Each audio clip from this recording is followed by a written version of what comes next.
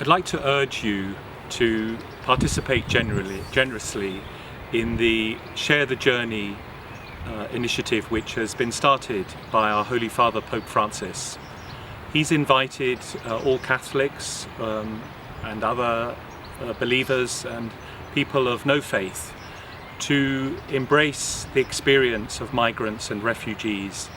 And in a lovely phrase, he describes it as standing in the shoes of these brothers and sisters of ours, so that we may know something of their experience, to listen to their stories and their experience.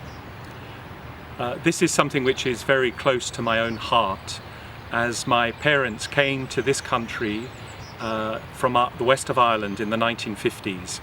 My father, as one of 14 siblings, followed his older brothers as an economic migrant in order to find work as part of the London Irish community.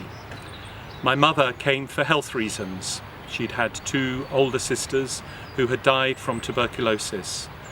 So her family sent her to London in order to improve her health. Mum and Dad met in London and married and settled there, and I and my two brothers were raised as part of that London Irish community. So I know something of the experience of what it is to be away from your homeland.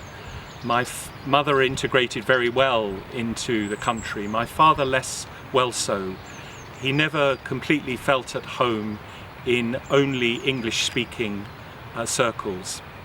But they made a good life here, and they were very appreciative of being able to establish a place of security in which to raise a family.